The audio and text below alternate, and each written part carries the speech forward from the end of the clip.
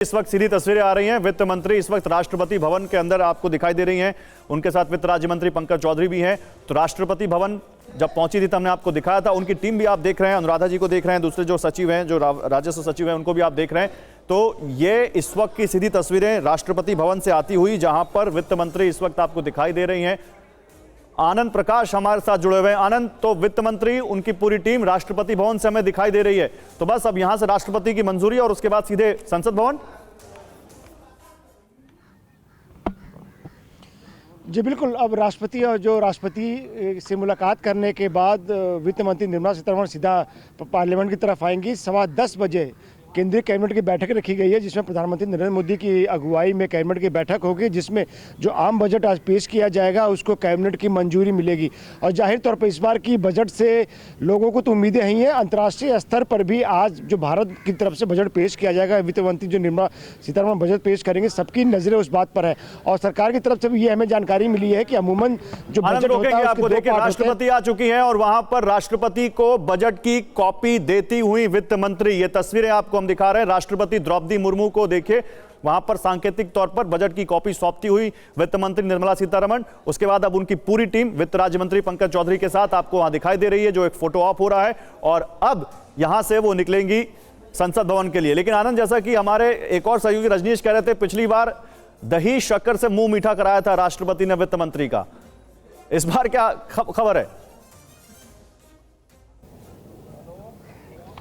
जी बिल्कुल, वो तस्वीरें भी थोड़ी देर में अभी आ जाएंगी। लेकिन इतना जरूर है कि इस बार का जो बजट है, इसको लेकर अंतर्राष्ट्रीय स्तर पर भी बहुत जिज्ञासा है। क्योंकि आपको, जैसा कि मैं पहले बता रहा था, कि हर बार जो बजट होता है उसके दो पार्ट होते हैं, पार्ट ए और पार्ट बी। अमूमन क्या होता है, पार्ट ए पे वित्त मंत्री ज़्यादा फोकस करती हैं और पार्ट बी में कुछ घोषणाएं करके उसको छोड़ दिया जाता है। पार्ट बी जो होता है उसमें जो लॉन्ग टर्म और शॉर्ट टर्म जो आपके जो टारगेट्स होते हैं उसके बारे में बताया जाता है। लेकिन हमें जो जानकारी मिली है कि इस बार पार्ट बी में को भी ज़्यादा डिटेल में वित्त मंत्री बताएंगी। और चूंकि हम इस सदी की दूसरी तिमाही में प्रवेश कर रहे हैं, जैसा कि तो आनंद, क्या अपने दर्शकों को ये कह दें कि इस बार का बजट भाषण लंबा होने वाला है?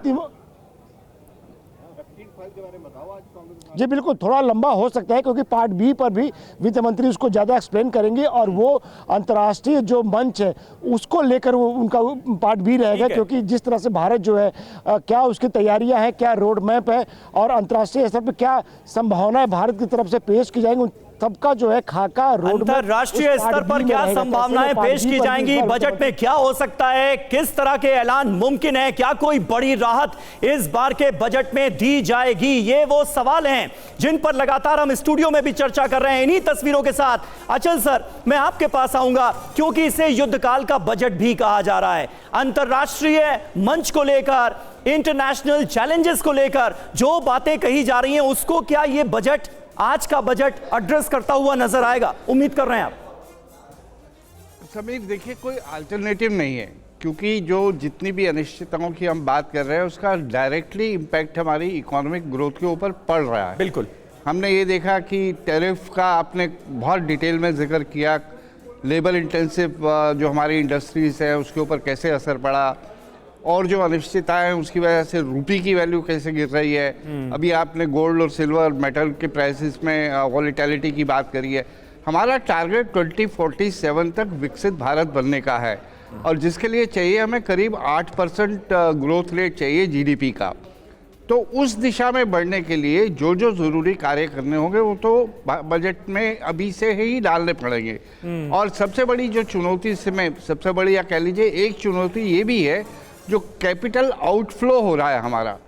तो और जो उसके लिए मुझे लगता है कि सरकार को सोचना पड़ेगा कि क्या इंसेंटिव या कौन सी ऐसी एश्योरेंसेस दी जाएं जिसके चलते हुए फॉरेन डायरेक्ट इन्वेस्टमेंट बढ़े हमारे यहाँ। बड़ी बात कही सर, और क्योंकि आप विदेशों में भारत के लिए सर्व कर चुके हैं, तो आपको मालूम है कि उनको क्या चीजें चाहिए होंगी। लेकिन प्रोफेसर नंदिनी दत्ता, एक इकोनॉमिस्ट के तौर पर आपको तमाम बातें तो आप देख रही, लेकिन आपके हिसाब से, क्योंकि वित्त मंत्री नवा बजट पेश करने जा रही हैं लगातार, तो उनको मालूम है क्या चैलेंजेस उनके सामने हैं। जैसा कि हमारे सहयोगी कह रहे थे कि इस बार जो दूसरा पार्ट है उसमें वित्त मंत्री और फोकस पहले के मुकाबले करेंगी। क्या लगता है आपको, क्या बातें हो सकती हैं वो? मैं समझती हूँ कि इस बार की बजट में बहुत ज़्यादा उम्मीद करना गलत होगा, क्योंकि चैलेंजेस बहुत है और रूम भी बहुत कम है।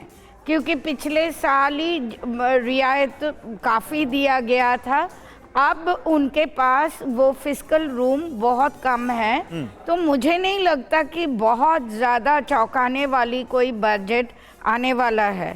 पर जो आज ट्रंप ने जस्ट बिफोर द बजट जिस तरह की एक टैंटलाइजिंग थ्रेट डाल दिया है, आप ये मानिए कि ये कहना कि भारत ने कमिट कर दिया है कि वेनेजुएला से ऑयल लेंगे और ईरान से नहीं लेंगे, ये एक तरह की वेल्ड थ्रेट है टू और मुझे लगता है इसमें डिप्लोमेसी बहुत ज़्यादा ज़रूरी है कि पहली बात हमारे देश ये निगोशिएशन अपने तौर पे किया है या उनके प्रेशर में किया है, या उनके प्रेशर को हम किस तरह से झेल सकते हैं, क्योंकि हमें अल्टीमेटली हमारे जो पार्टनर्स हैं उनके साथ हमको कोई कॉम्प्रोमाइज नहीं करनी चाहिए जस्ट बिकॉज। बिल्कुल सही बात है। ट्रंप टैरिफ थ्रेट का सामना भारत कैसे करे,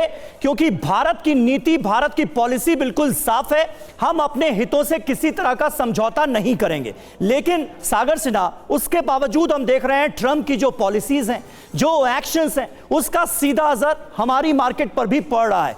इस असर को कैसे कम किया जाए, कैसे भारतीय निवेशकों के हित की बात करती हुई इस बजट में सरकार नजर आ सकती है, उम्मीदें क्या हैं? देखिए, दो तरीके हैं। एक तो मैं कहूँगा नए दोस्त बनाए जाए। यूएस हमारा एक दोस्त है, वो नाराज है, उसने हमारे पर टैरिफ का बम फोड़ा, तो नए दोस्त बनाए जाएं, और जो कि सरकार कर भी रही है। अभी mother of all trade deal के नाम से हमने इंडिया यूएस का ट्रेड देखा। दूसरी तरफ ये तो बाहर के साथ बिजनेस की बात है जी, लेकिन हमारे अंदर जो प्राइवेट कंपनीज हैं, जो कैश होल्ड करके रखी हैं, जिनको खुद के देश की इकोनॉमी पर अभी भरोसा नहीं है, वो पैसा मार्केट में इन्वेस्ट करेगी नहीं करें, उनको इंसेंटिवाइज किया जाए ताकि उनका कॉन्फिडेंस बढ़े सरकार के ऊपर, वो पैसा मार्केट में इन्वेस्ट करें, देश की इकोनॉमी को ग्रो करने में हेल्प करें। अभी दोनों तरफ से मार पड़ रही है, बाहर से भी और अंदर से भी, तो दोनों का भरोसा जीतने की जरूरत है। नहीं, आपने बड़ी बात की, दोनों का भरोसा जीतने की जरूरत है, लेकिन जनरल कुलकर्णी, दोनों का भरोसा जीतने के लिए भारत के पास कुछ सॉलिड होना चाहिए पेश करने के लिए। क्या आज वो मौका है? और जो ट्रंप कह रहे हैं, ट्रंप ने, क्योंकि देखिए अमेरिका के राष्ट्रपति को नहीं पता हो कि आज भारत का बजट आने वाला है, ऐसा हो नहीं सकता। तो ये बिल्कुल वेल थॉट स्टेटमेंट है कि बजट आने से पहले उनको नेगोशिएशन पावर उनकी या उनका सेंटिमेंट थोड़ा खराब करें। ये ट्रंप का जो स्टेटमेंट है बजट से ठीक आने पहले, जरूर कुछ ना कुछ इसके पीछे बैक द चैनल कोई थॉट होगा। आपको क्या लगता है?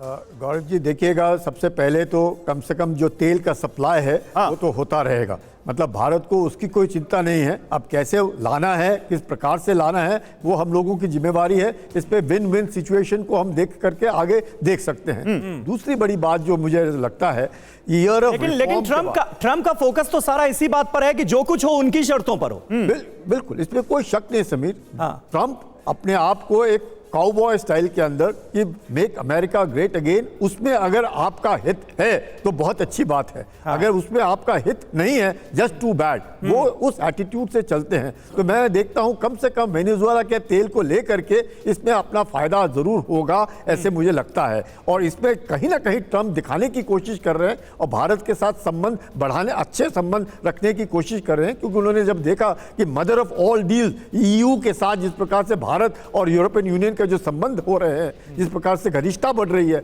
उसको देखते हुए कहीं ना कहीं ट्रंप को लगा कि भारत को अपने साथ रखने में बहुत फायदा होगा।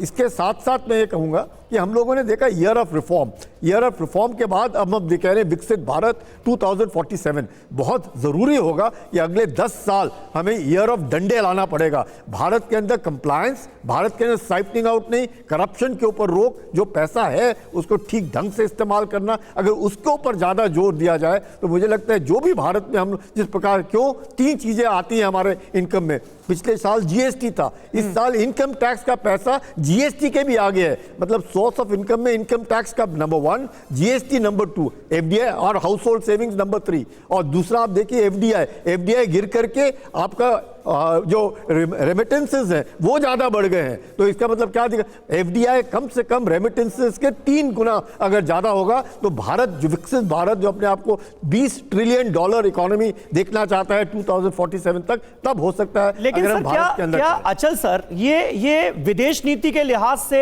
एक हमारे लिए बड़ा पॉलिसी शिफ्ट होते हुए इस वक्त हम देख रहे हैं। रूस और ईरान जैसे भारत के मित्र देशों से अगर हम तेल खरीदना कम करते हैं, और जैसा कि ट्रंप कह रहे हैं कि ईरान से तो तेल खरीदेगा ही नहीं, भारत वेनेजुएला से खरीदेगा, यानी उनकी शर्तों के हिसाब से सारे काम होंगे। फिलहाल तो दावा यही किया जा रहा है। तो क्या ये एक बड़ा शिफ्ट भी हम देख रहे हैं क्या, और इसका हमें फायदा होगा या नुकसान होगा? नहीं समीर, देखिए, जहाँ तक हमारी एनर्जी सिक्योरिटी की बात है, तेल खरीदने की बात है, तो हमने खुले शब्दों में 2 बात कही है कि हम वहाँ से तेल खरीदेंगे जहाँ से हमें प्रॉफिटेबल है, अफोर्डेबल है और प्रेडिक्टेबल है, और अल्टीमेटली हमारे इंटरेस्ट में है। अगर वेनेजुएला का तेल किसी वजह से कमर्शियली वायबल नहीं है तो हम नहीं खरीदेंगे, या फिर से लिखवा लीजिए आज, ट्रंप कुछ भी कहते रहे। ओके। और रशिया से हमने उस समय तक तेल खरीदना बंद नहीं किया जब तक परिस्थितियां कुछ ऐसी नहीं बन गई।